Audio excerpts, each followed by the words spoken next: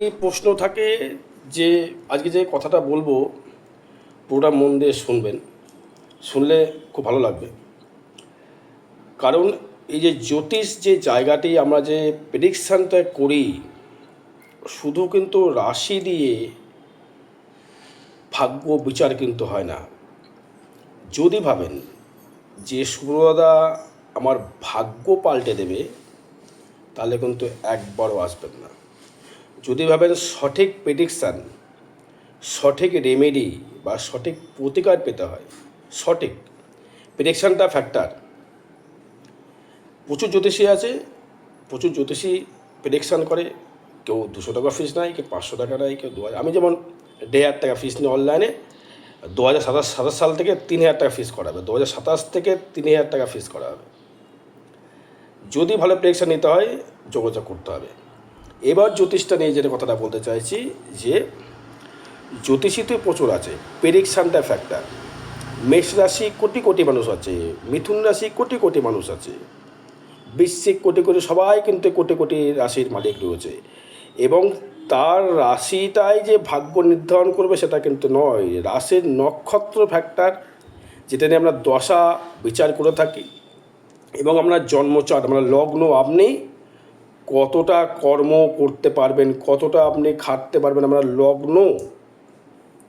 লগ্নটা দরকার। লগ্ন, আপনি যে স্থূল শরীর দিয়ে আপনি খাটবেন, সেটাকে সুখ ভোগ করবেন নাকি কষ্ট ভোগ করবেন। যদি সাপোজ দেখা গেল আমরা লগ্ন সিংহ, সাপোজ দেখা গেল সিংহ লগ্ন আপনার, সে দেখা গেল রয়েছে আপনার ক্ষেত্রে মেষের ঘরে বসে আছে লগ্নপতিকে নিয়ে, তার মানে লগ্নপতি তুঙ্গে হলো, কিন্তু শনি আবার হয়ে গেল নিচস্থ।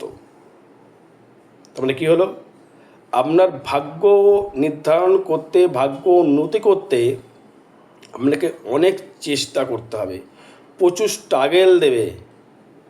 ভাগ্য নির্ধারণ করতে গেলে প্রচুর স্ট্রাগেল করেই কিন্তু আপনার ক্ষেত্রে উন্নতি করতে হবে, নাহলে কিন্তু উন্নতি আপনার দ্বারা সম্ভবপর হবে না। এবার দেখা গেল আপনার সিংহ লগ্ন, সেই রবি রয়েছে মিথুন রাশির ঘরে। আপনি চচ্চর করে ছোটোবেলা থেকে আপনি রোজগার করবেন এবং প্রচুর অর্থ আপনি রোজগার করবেন নিজে খেটে, কাউরির দান দাক্ষিণ্য ছাড়া, নিজস্ব বুদ্ধি দিয়ে, নিজস্ব কর্ম দিয়ে, নিজস্ব কর্মদক্ষতা দিয়ে, নিজস্ব ক্যালিতে করবেন। মানে কাকাতোয়ার মতো কাউরির বলা বলি শিখে আপনাকে বলতে হবে না বা কর্ম করতে হবে না। আমার নিজস্ব ব্যক্তিগত ক্ষমতা থাকবে। তার লগ্নপতিটা ফ্যাক্টর। লগ্নপতি যদি কাউরির 11th হাউসে থাকে, সে জীবনে খুব ছোট বয়স থেকে সে রোজগার করতে বাধ্য। এবার যদি দেখা গেল যেহেতু রবি ওখানে যেহেতু রয়েছে, যদি দেখা গেল আপনার ক্ষেত্রে লগ্নপতি বললাম সিংহ, মিথুনের ঘরে বুধ রবি রয়েছে, দেখা গেল সেখানে আবার শনিযুক্ত, তাহলে কি ভালো ফল দেবে খারাপ ফল দেবে? অবশ্যই ভালো ফল দেবে। আর্নিংয়ের জায়গাটা বাঁধা হলেও ব্যবসা দ্বারা আপনি উন্নতি করতে পারবেন নিজস্ব, কিন্তু সন্তান প্রাপ্তিতে বাধা প্রাপ্ত হবে। নিজস্ব মনের শান্তির কিন্তু অভাবটা কিন্তু ঘটবে, যেহেতু শনি পঞ্চমকে দেখবে।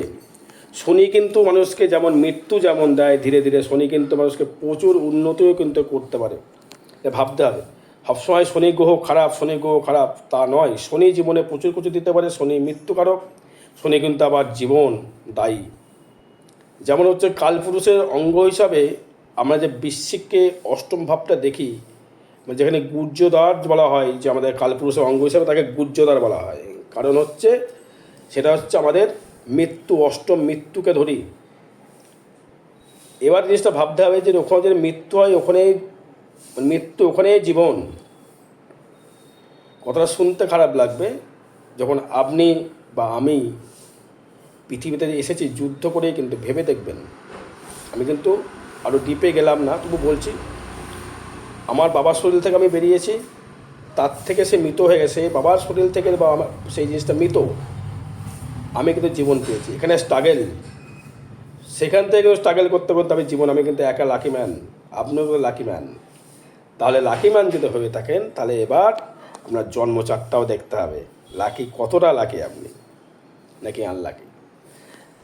সেই জন্য জ্যোতিষটাকে নিয়ে আগে যে জিনিসটা বুঝতে হবে। যেমন দেখুন, রবি শুক্র দারিদ্র্য সৃষ্টি করে, মানে দারিদ্র্য মানে অভাব। সেটা কিসের অভাব দেবে আপনার, কোন কোন ভাবে আছে। যদি অষ্টমে থাকে, রোগের পর রোগ, রোগের পর রোগ, রোগের পর রোগ আসবে। এবার সেই শুক্র যদি তুঙ্গে হয়, দেখা গেল এটাই বলতে পারবে, যেটা বলতে চাইছি আপনার অষ্টম ভাব, যেটা বলতে চাইছি আপনার সিংহ লগ্ন, অষ্টম মিনের ঘরে রবি এবং শুক্র কানেক্টেড হয়ে বসে আছে, তাহলে কী হবে, সে শুক্র তুঙ্গেই। তাহলে বলুন, তাহলে আপনি রবি শুক্র দ্বাদশ বলছেন, তো এটার কী ফল পাবো? অবশ্যই বলবো। সেই শুক্র সেই রবি সে দ্বিতীয় ভাবকে দেখবে, কিন্তু তবুও কিন্তু আপনি রোগের কিছু হলেও আপনাকে ভুগতে। এবার দেখতে হবে যে শুক্র এবং রবির ডিগ্রি কতটা আছে, তার চরণ কতটা পেয়েছে, তার বলবত্তা। দেখা গেল শুক্র তুঙ্গে আছে, সাপোজ দেখা গেল রবি রয়েছে রেবতী নক্ষত্র রয়েছে, শুক্র রয়েছে উত্তরপাদে মতো, বা শুক্র তুঙ্গেই। একটার এই যে নক্ষত্র ডিফারেন্ট, উত্তরপাদে মতো তো শুক্র তুঙ্গে হয়, তারপর ডিফারেন্ট হলো দেখা গেলো রবি রয়েছে রেবতী নক্ষত্র, বুধের নক্ষত্রে, তা রবির কিন্তু বলবত্তা বেড়ে গেল বুধের নক্ষত্র বলে, সেই শুক্র কিন্তু বুধের কিন্তু মিত্র। তাহলে কিন্তু শরীর খারাপ হলেও একটু কোয়ালিটি থাকবে, মানে অতটা ভুগতে হবে না। এবার দেখা গেলো লগ্নে রবি শুক্র রয়েছে, আপনার সিংহ লগ্ন রবি শুক্র রয়েছে, তাহলে কী হবে, শরীরের সুখের অভাব, লাক্সারি থাকবে, অত বাড়িতে অর্থ নেই, রাস্তা বেরোচ্ছেন টিপটপ হয়ে, হয়তো পারফিউম পাচ্ছেন না, তবু মাখবেন, মাখবেন, তবু মাখতে হবে, মাখবেন আপনি। ঘরে তো অভাব থাকবে, শারীরিক সুখের অভাব। যদি আপনার দ্বাদশে থাকে, শয্যা সুখের অভাব, শয্যা সুখের অভাব। আর শয্যা সুখ বলতে গেলে বিবাহের আগেও হতে পারে, বিবাহের পরেও হতে পারে। শয্যা সুখ, দ্বাদশ ভাব মোক্ষ ত্যাগ করায়, ত্যাগ, যে কোনো কিছু ত্যাগের জায়গা। আমরা দ্বাদশ ভাবকে ব্যয়ভাব বলি, এটা শুনতে হবে। আরও অনেক টপিক আছে, শুধু রাশি দিয়ে ভাগ্য বিচার হয় না। আপনার জন্ম চারটা ফ্যাক্টর, বারবার বলছি জন্ম চারটা। আমি যেটা ভিডিওগুলো দিই, এটা ট্রানজিট ফল বা গোচর ফল। মিথুন রাশি কিন্তু প্রচুর কোটি কোটি মানুষ আছে। তাহলে আমাদের যে সদ্য বর্তমান যে মুখ্যমন্ত্রী, তার মিথুন রাশি, সে কেন একটা রাজ্য চালাচ্ছে, তার রাজযোগ আছে, রবির বলবত্তা আছে, দশম চতুর্থ একাদশ কানেকশান আছে, নক্ষত্র ভিত্তিক নিয়েই হোক আর গ্রহগত নিয়েই হোক। আর তার লগ্ন কতটা বলবত্তা, লগ্নের কতটা জোর, আপনি কতটা জীবনকে নিয়ে এগোতে পারবেন, সেটা আপনার জন্ম লগ্নটা ফ্যাক্টর দেখতে হবে। যদি কোনো ব্যক্তির দেখা গেল রাজযোগ, যেটা বলি বা অর্থ প্রচুর কামাবেন, সাপোজ ধরুন কোনো ব্যক্তির কর্কট লগ্ন, সাপোজ কর্কট লগ্ন, সেই ব্যক্তির দেখা গেল বৃষ রাশির ঘরে শুক্র রয়েছে, শনি যুক্ত, কর্কট লগ্নর রয়েছে বৃষ রাশির ঘরে শুক্র এবং শনি যুক্ত, এবং নবমপতি যে বৃহস্পতি, সেটা থাকলো আপনার ষষ্ঠস্থ, এবং দ্বিতীয় পতি রবি, সে থাকলো তুঙ্গস্থ, মানে মেষের ঘরে। দ্বিতীয়, ষষ্ঠ, দশম, একাদশ, এবং মঙ্গল দেখা গেল রয়েছে আপনার ক্ষেত্রে এই দশম ভাবে, মানে মেষ রাশির ঘরে। আপনি নিজে খেটে নিজের কর্মদক্ষতা দিয়ে কোটিপতি হতে পারবেন, আপনি রোজগার করতে পারবেন।